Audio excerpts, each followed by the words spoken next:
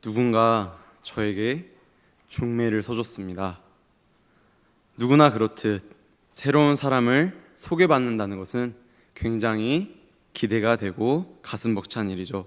그리고 중매를 서주시는 분이 사회적으로, 경제적으로 덕망이 높으신 분이면 높으실 분일수록 저는 그런 분이 소개시켜주면 더 괜찮은 사람이겠다라는 기대를 하게 될 겁니다.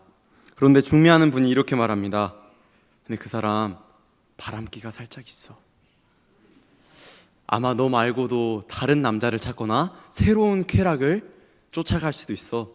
그런데 난 네가 그 사람을 아내로 맞이했으면 좋겠어. 이 말을 듣고 그 사람이랑 결혼할 사람이 대체 누가 있을까요? 굳이 바람기 많은 사람이랑 만났다가 결혼했다가 내 인생을 나락으로 빠뜨려 버릴 멍청이가 어디 있을까요? 생각만 해도 끔찍한 일입니다. 그런데 오늘 본문에 나온 호세아는 이 끔찍한 일을 감당해야만 했습니다. 저는 처음에 본문을 읽으면서 하나님은 너무 잔인한 분이라고 생각했습니다. 누가 음탕한 사람이랑 결혼을 하고 싶습니까? 그런데 호세아에겐 그 엄청난 삶의 고통을 겪게 하셨습니다. 생각만 해도 끔찍한 일을 직접 건네셨단 말입니다. 그는 디블라임의 딸 고멜이라는 음탕한 여인을 순종하는 마음으로 만났습니다. 결혼을 했습니다. 어떻게 노력해서 사랑을 했고 자식도 낳았습니다. 주님께서 감사하게도 이름을 지어주셨네요. 근데 그 이름이 뭘까요? 이스라엘이라고 합니다. 뜻은 다가올 심판의 표징이라는 뜻입니다. 호세아는 얼마나 말문이 막힐까요? 아내가 또 임신을 하고 자녀를 갖습니다. 이번엔 딸입니다. 주님께서 이번에 이름을 로르아마라 하십니다. 뜻은 긍휼히 여김을 받지 못하는 자입니다. 호세아의 마음은 얼마나 답답했을까요? 음탕한 여인과 결혼하라 그래서 결혼을 했습니다. 어떻게 꾸역꾸역 참고 살아갑니다. 그런데 자녀의 이름까지 저주의 이름으로 짓게 하십니다. 사랑하는 딸의 이름을 너는 긍휼을 받지 못할 자라고 평생을 부르는 호세아는 얼마나 가슴이 찢어졌을까요? 아내가 또 임신을 합니다. 마지막 자녀의 이름은 로암미입니다. 뜻은 너희는 내 백성이 아니다 입니다. 저는 이 내용을 읽으면서 하나님의 공의란 대체 무엇일까 생각했습니다.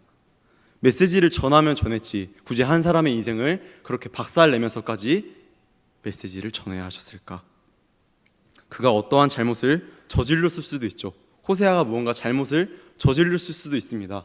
그런데 그 자식들은 무슨 잘못입니까? 태어나자마자 심판을 받을 것이다. 긍휼히 받지 못할 것이다. 너희는 내 백성이 아니다. 하나님은 자신의 공의를 위하여 피조물의 불행을 정당화하실 수 있는 분일까요? 그렇다면 저에게 하나님은 사랑의 하나님, 나의 아버지가 절대 되지 않을 것 같습니다. 그저 공포로 나를 엎드리게 하고 두려움으로 나를 다스리는 신이라는 존재, 그 이상 그 이하도 아니게 될 겁니다. 그러나 우리 하나님은 그런 분이 아니시죠. 하나님은 자신의 뜻을 전하기 위해 한 사람의 인생을 곤두박질 쳐버리고 외면하시는 분이 아닙니다. 그분은 어떠한 환경 속에도 그분의 선하신 뜻을 깨닫게 하시며 마음의 진정한 평안과 사랑을 느끼게 하시는 분입니다. 호세아와 그의 가정을 단편적으로 바라보면 오늘은 며칠이지? 11번 나와서 칠판 닦아라 처럼 너무 재수없게, 너무 운이 안 좋게 하나님께 걸려서 사용된 불행의 아이콘, 불행의 가족으로 볼 수도 있지만 호세아와 그의 가정은 자신들의 삶을 통해서 진정한 사랑이란 무엇인가 배우게 됐습니다. 우리가 사랑이라는 단어를 떠올리면 어떤 단어들이 뒤이어 나열됩니까? 행복, 만족감, 기쁨, 웃음 등등 긍정적인 단어들이 뒤이어서 생각나게 됩니다. 그런데 실제로 사랑을 해보면 어떻나요? 마냥 웃기만 합니까? 마냥 행복한 나날들이 우리에게 펼쳐지나요? 그렇지 않죠. 그런 감정은 어린아이들이 생각하는 사랑의 단편적인 부분일 뿐입니다. 진짜 사랑을 하면 우리는 가슴앓이를 하게 됩니다. 사랑하는 사람 때문에 가슴이 아파지고 눈물을 훔치고 그 사람을 위해서라면 어떠한 희생도 감수할 수 있을 것 같고 어떠한 보호 본능도 생깁니다. 그때 비로소 우리는 진정한 사랑이란 면모를 발견할 수 있습니다. 사랑하는 배우자의 아픔과 슬픔을 헤아려 주고 그 마음의 짐을 함께 짊어지는 것, 부부의 사랑입니다.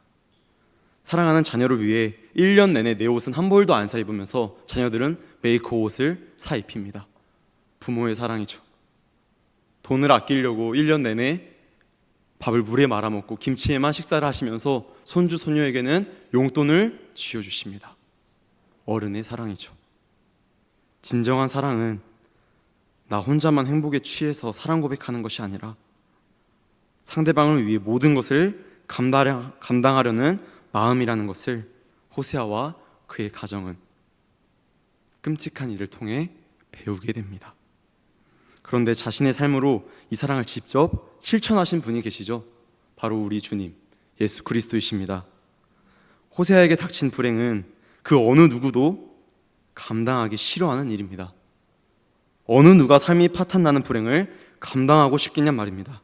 그런데 우리 주님은 그러셨습니다. 생각만 해도 끔찍할 십자가 처형을 주님께서는 겪어내셨고 생각만 해도 너무 아플 것 같은 그 십자가에 못 박히는 고통을 주님께서는 겪으셨습니다. 감내하셨습니다. 기꺼이요. 우리를 너무너무 사랑하셨기 때문입니다. 너무 슬프게도 우리의 현실은 우리에게 호세아처럼 불행을 가져다 주기도 합니다. 아니 이보다 더한 불행이 우리 삶에 던져질 수 있는 가능성이 너무나도 높습니다.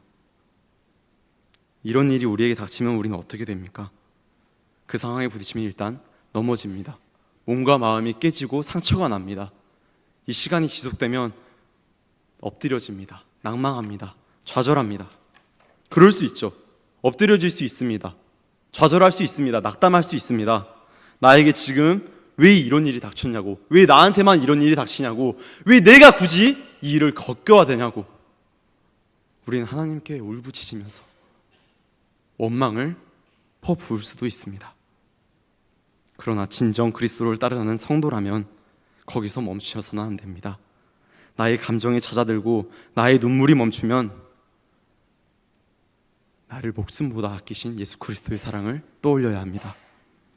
자기 목숨도 아끼지 않고 주셨던 우리 주님이 나의 삶을 책임져 주시는데 이 일을 통해서 주님은 나에게 대체 뭘 말하고 싶으신 걸까?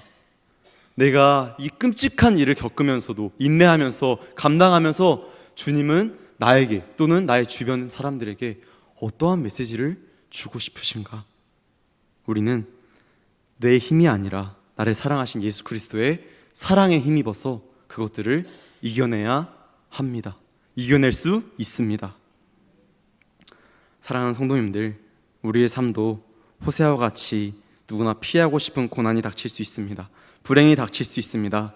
그러나 예수 그리스도는 그 불행을 기꺼이 자처하시면서 우리를 사랑하기로 선택하셨습니다. 오늘도 우리의 삶에 선한 것들로만 채워지는 것이 아니라 불행과 낙담이 주어진다면 그것들을 통해 원망과 낙담에 머무르는 것이 아니라 자신의 목숨도 아끼지 않고 내어주시는 주님이 오늘날 나에게 무슨 말씀을 하고 싶을까 고민하면서 예수 그리스도의 사랑으로 이겨낼 수 있는 저와 여러분이 되시길 주님의 이름으로 축복합니다. 두 번째로 오늘 본문을 통해 우리가 볼 수 있는 것은 호세아 가정을 통해 하나님께서 이스라엘 백성에게 하고자 하는 메시지입니다. 오늘 본문 2절을 다 함께 읽도록 하겠습니다. 오늘 본문 2절 함께 읽겠습니다. 여호와께서 처음 호세아에게 말씀하실 때 여호와께서 호세아에게 이르시되 너는 가서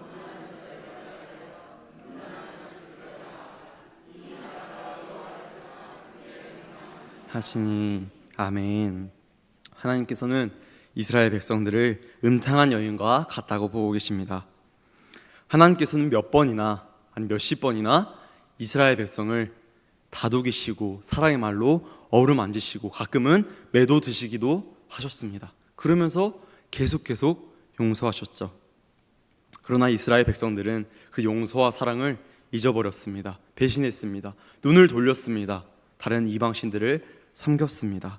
그런 이스라엘 백성에게 하나님은 호세아와 결혼한 고멜을 통해서 음탕한 여인과 같다라고 이스라엘 백성을 표현하고 계시죠. 그렇게 놀라운 역사를 많이 보여줘도, 그렇게 많이 용서를 베풀어 줬음에도 다시 하나님의 품을 떠나 이방 신들을, 우상들을 섬기는 이스라엘 백성에게 호세아의 자녀들의 이름을 통해 이렇게 경고하십니다. 심판을 받을 것이다. 긍휼을 받지 못할 것이다. 너희는 내 백성이 아니다. 저는 이 단어들과 꽤 친숙한 삶을 살았습니다. 심판받을 것이다. 긍휼을 받지 못할 것이다. 너는 내 백성이 아니다. 왜냐하면 저는 장난을 꽤 많이 사랑하는 청소년 시절을 보냈기 때문입니다. 뭐 이렇게 크게 일탈을 했다거나 방황을 하진 않았지만 뭐 그런 아이들 있잖아요. 선생님이랑 잘 지내기도 하면서 꼭 선생님께 꿀밤을 한 대씩 맞는 아이들. 그게 바로 저였습니다. 그래서 선생님께서 저런 꾸중을 많이 들었는데, 꾸중을 듣다 보니 이 꾸중에도 레벨이 있다는 게 깨달아졌습니다. 선생님들께서는 처음을 장난치는 저를 보시고 이렇게 말씀하십니다. 변민섭, 너 그러다 혼난다. 1단계입니다. 아직 혼내진 않지만 계속하면 혼낼 거야 라는 선생님의 경고시죠. 그러다가 제가 계속해서 장난치면 2단계로 넘어갑니다. 변민섭, 너 한 번만 더 그러면 용서 안 해준다. 이때는 저는 이렇게 가만히 잠잠히 있다가, 그러다 어느 날 제가 눈치 없이 선을 넘는 날이면 3단계에 돌입됩니다. 나가. 너 더 이상 내 반 들어오지 마. 우리 반 들어오지 마. 너 나가. 그래서 저는 이 단어들이 친숙한 것 같습니다. 심판을 받을 것이다. 긍휼을 받지 못할 자, 너는 내 백성이 아니다. 사실 이 단어들은 많이 듣는다고 해서, 많이 혼난다고 해서 친숙해질 만한 단어들은 아니죠. 근데 왜 제가 친숙하다고 표현을 했을까요? 그렇게 꾸중하시는 선생님의 따뜻한 속마음을 알았기 때문입니다. 민서봐, 이제 그만해. 민서봐, 이제 수업에 집중해. 라는 선생님의 따뜻한 마음이 제가 느껴졌기에, 아, 선생님 날 사랑하시는구나, 이제 그만해야겠다 라고 이 표현들을 친숙하게 받아들일 수 있던 거죠. 오늘 하나님께서도 그러셨을 겁니다. 첫째 아이 이름을 이스르엘, 다가올 심판의 증표라고 지으셨을 때는 이제 그만하라고 하나님께서 말씀하실 겁니다. 호세아의 둘째가 생길 때까지 이스라엘 백성들이 회개하지 않자 두 번째 로루하마라 이름을 지으십니다. 다시는 긍휼히 여겨서 용서하지 않을 거라고 하나님께서는 두 번째 경고를 하고 계시죠. 그리고 더 이상 눈뜨기 보기 힘들 정도로 타락해가는 이스라엘에게 세 번째 로암미, 너희는 더 이상 내 백성이 아니다 라고 강하게 경고하고 계시는 겁니다. 너무 안타깝게도 따뜻한 이 하나님의 메시지, 하나님의 꾸중을 이스라엘 백성들은 듣지 않았고 결국 멸망하게 됩니다. 그런데 성도님들, 우리는 어떻습니까? 그 당시 수도 없이 하나님을 외면하고 한눈 바라던 이스라엘 모습을 보면서 우리는 과연 그들에게 손가락질하면서 비난할 수 있을까요? 현재를 살아가는 우리에겐 그때와는 비교도 되지 않을 만큼 많은 우상들이 있습니다. 성경 말씀보단 핸드폰을 더 많이 바라봅니다. 유튜브는 하루 종일 보면서 성경 말씀은 1분도 보지 않습니다. 스마트폰이 우상이 된 시대죠. 당연히 주님의 것을 구별해야 되는 헌금 생활이 너무 힘듭니다.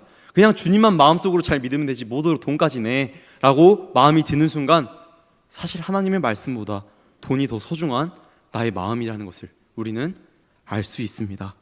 이렇게 우리는 지금 세상에 주님보다 더욱더 사랑할 만한 것들이, 자신들이 섬기는 자신만의 우상들이 너무나 많다는 겁니다. 그리고 또 한 가지 심각한 문제가 있습니다. 바로 주일에 할 수 있는 재미있는 것들이 너무나 많다는 겁니다. 이번 주일에는 산으로, 이번 주일에는 바다로, 오늘은 낚시하러, 오늘은 캠핑하러, 우리는 예배가 더 이상 무조건 지켜야 되는 안식일이 아니라, 그래 하나님 제가 오늘은 예배 한번 드려줄게요 라고 예배 자체가 선택사항으로 전락해버렸다는 문제가 있습니다. 성경은 옛날 옛적 이스라엘 사람들에게 했던 말이 아닙니다. 저기 먼 나라의 백성들에게 했던 말이 아니라 오늘 지금 이 시간 우리에게 하시는 하나님의 말씀임을 믿습니다. 오늘날 우리에게도 이렇게 말씀하십니다. 우리가 하나님보다 소중했던 것들, 하나님보다 더 아끼는 그 모든 것들을 바라보는 우리에게 너희 그러다 심판받는다. 긍휼히 받지 못한다.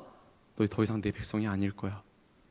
그러나 우리는 이 경고 속에 따뜻한 하나님의 음성을 들을 수 있어야 됩니다. 사랑하는 나의 아들아, 사랑하는 나의 딸아, 이제 제발 그만하고 나에게 시선을 집중해 줄 수 있겠니? 나만 바라봐 줄 수 있겠니? 다시 나의 백성으로 살아가 줄 수 있겠니? 라고 하나님이 전하시는 간절한 그리고 따뜻한 음성의 메시지를 우리 모든 성도님들께서 이 시간 들으시고 회개하시고 돌이키시는 삶을 살길 간절히 소망합니다. 호세아 3장 3절은 이렇게 말씀하십니다. 그에게 이르기를 너는 많은 날 동안 나와 함께 지내고 음행하지 말며 다른 남자를 따르지 말라. 나도 내게 그리하리라 하였노라. 자식을 셋이나 낳고 음행을 저지른 고멜을 하나님께서는 이렇게 말하면서 데려오라고 시킨 겁니다.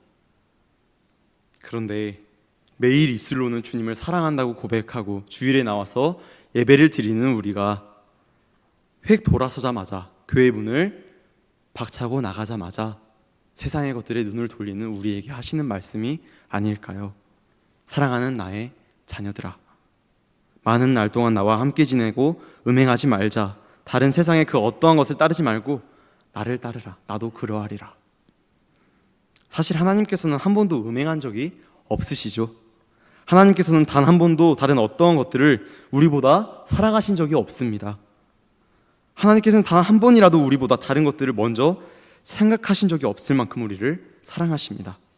사랑하는 예안교회 성도님들, 이제부턴 한눈 팔지 않고 주님만을 바라보는 성도가 되길 이 시간 간절히 소망합니다. 나의 자녀보다, 나의 학업보다, 나의 돈보다, 나의 세상 그 어떠한 것들보다 더욱더 주님을 따르고 사랑하는 우리 모든 예안교회 성도님들이 되시길 축복합니다. 호세아는 그 사랑을 본인의 삶을 통해 체험했고 느꼈기 때문에 이스라엘 백성들에게 하나님의 사랑의 메시지를 누구보다 강하고 담대하게 거침없이 전할 수 있었을 겁니다. 그의 삶으로 체험하기에 가능했던 강력한 복음 전파였죠. 그리고 그 시대에 이스라엘 백성에게 호세아를 보냈다면 오늘날 이 세상엔 저희를 보내고 계십니다.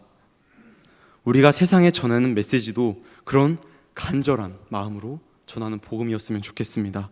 도저히 내 입으로 하나님이 나를 너무 사랑하셔서 내가 매일매일 기쁘고 감사함으로 눈물로 감격하며 살고 있어. 하나님이 날 그렇게 사랑해. 하나님이 나를 너무 사랑해서 자신의 독생자 예수 그리스도까지 이 땅에 보내시고 십자가에 못 박으셨어. 그래서 내가 죽음을 이기고 나는 천국에 갈 수 있어.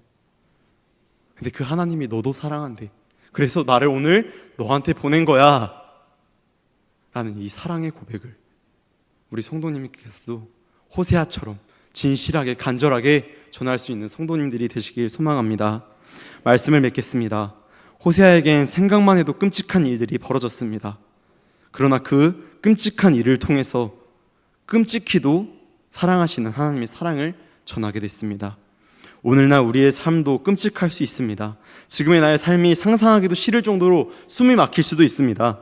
그러나 그러한 환경 속에서도 우리를 위해 십자가를 지신 예수 그리스도의 사랑을 생각한다면, 그 끔찍한 일을 기꺼이 자처하셨던 주님의 사랑을 생각한다면 우리는 이 고통과 낙담 속에서도 주님의 사랑으로 이겨낼 수 있을 겁니다. 그리고 그 사랑을 맛보았을 때 우리는 세상에서 강하고 담대하게 주님의 사랑을 전하는 호세아와 같은 성도의 삶을 살 수 있을 것입니다. 사랑하는 예안교회 성도님들, 지금 나의 삶이 힘들고 고단하여도 우리에게 목숨까지도 내어주신 그 사랑을 바라보시고 그 사랑에 힘입어 이번 한 주간에도 세상에 복음을 전하고 살아가는 저와 여러분이 되시길 간절히 축원드립니다.